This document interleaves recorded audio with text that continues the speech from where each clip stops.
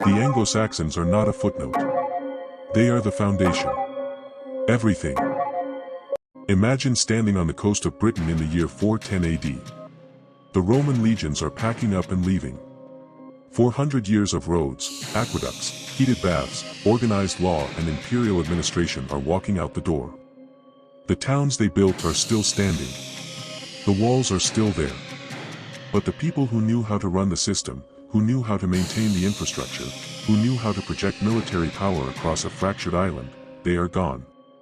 And into that vacuum, into that enormous silence left by the most powerful empire the ancient world had ever produced, came a people that most of the world has almost entirely forgotten about.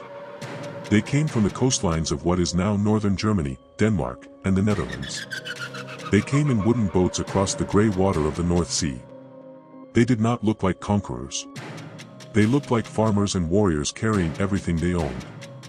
And over the next 6 centuries, they built something that the world still lives inside today. They built England. And the story of how they did it is one of the most remarkable, most violent, most unexpectedly human stories in all of European history. Who were the Anglo-Saxons? The name itself is a modern fusion of 2 separate peoples, the Angles and the Saxons, combined with a third group called the Jutes. The Angles came primarily from the region that is now the border between Germany and Denmark. The Saxons from the northern German coastline. The Jutes from the Danish peninsula. They were not a unified nation when they arrived in Britain. They were separate tribal groups with their own leaders, their own loyalties, their own traditions.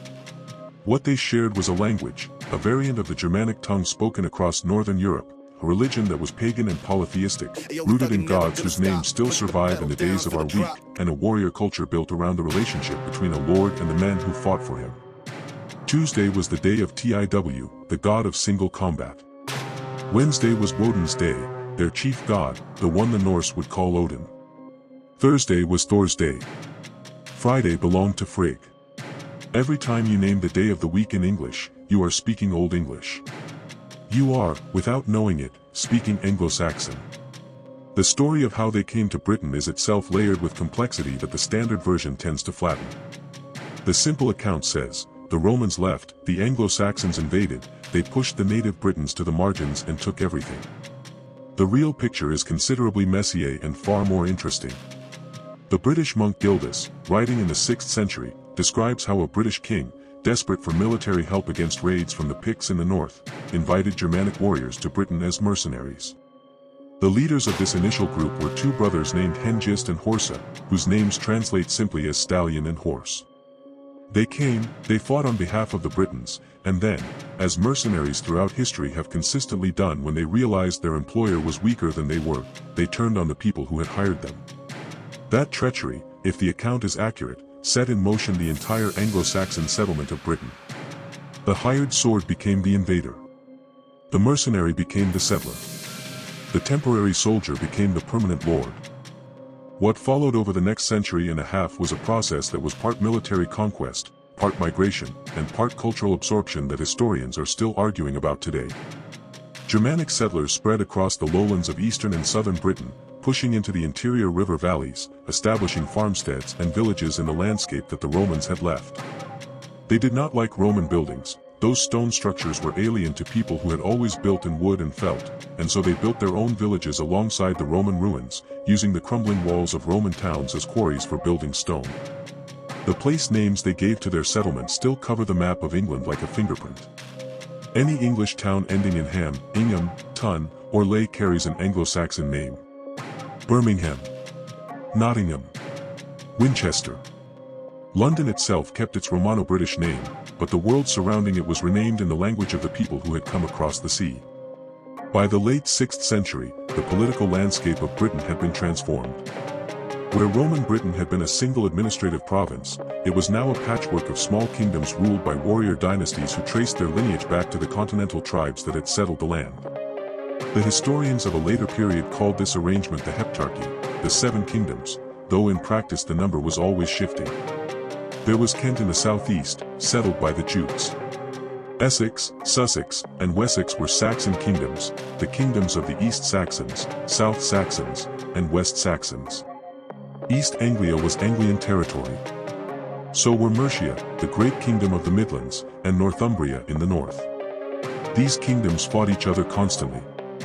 Supremacy shifted from one to another as strong kings rose, conquered, and died, and their weaker successors struggled to hold what had been won. The historian Bede, writing in the 8th century, used the term Bretwalda, broadly translatable as overlord of Britain, to describe the kings who at various points exercised supremacy over the others. The title was never permanent. It was always contested. And the contest was always violent. Into this warrior world came something that would change it permanently. Christianity arrived in Britain in 597 AD in the form of a monk named Augustine, sent by Pope Gregory I from Rome. He landed in Kent and went to the court of King Ethelbert, who, in a remarkable stroke of historical fortune, had a Christian wife from the Frankish kingdom across the channel. Ethelbert converted. His kingdom followed. And from Kent, the new faith spread outward across the Anglo-Saxon kingdoms in a wave that took roughly 70 years to complete. The conversion of the Anglo-Saxons to Christianity was not simply a religious event. It was a political and cultural transformation of enormous consequence. The Church brought with it literacy, a written legal tradition, the Latin language of classical learning, and connections to the wider world of European civilization that the pagan Anglo-Saxon kingdoms had been cut off from. Monasteries became the centers of scholarship and education. The monks who inhabited them copied manuscripts, produced illuminated books of breathtaking beauty, and wrote the histories that we still rely on to understand this period. Without the Church, we would know almost nothing about the Anglo-Saxons. The Venerable Bede, the monk of Northumbria who wrote the ecclesiastical history of the English people in the early 8th century, is the single most important source for the entire period. He was a man of such extraordinary learning and such careful historical method that modern historians still treat his work with a respect rarely accorded to medieval sources. This is where you pause for 1 second and subscribe. The Shire, the kings of old, the relationship between a lord and his loyal retainers, all of it flows from Beowulf and from the warrior culture of the Anglo-Saxons that produced it. The Anglo-Saxon world ended, or more precisely, was dramatically interrupted, on October 14, 1066, at a hill near the town of Hastings on the Sussex coast. The English King Harold had just marched his army north to defeat a Viking invasion at Stamford Bridge, then turned around and marched them south again to face a Norman army under William the Conqueror that had landed in the south. His men were exhausted. He gave them no time to rest. The shield wall that had won Edington held through most of the day at Hastings, repelling Norman cavalry charges with a discipline that impressed the invaders. Then, at some point in the afternoon, a section of the English line broke, whether deliberately or in disorder is debated by historians still, and the Norman cavalry poured through the gap. Harold was killed. His brothers were killed. The English army dissolved.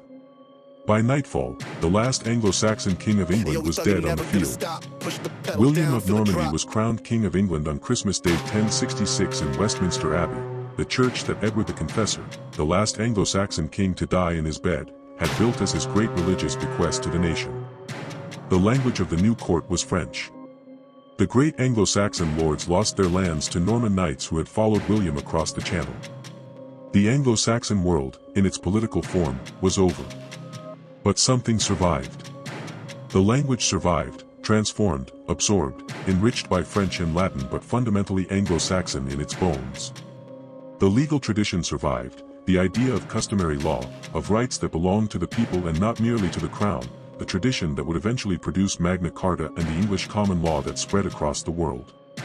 The landscape survived, the villages and the field systems and the parish boundaries that the Anglo-Saxons had laid down still structure rural England today. And the name survived.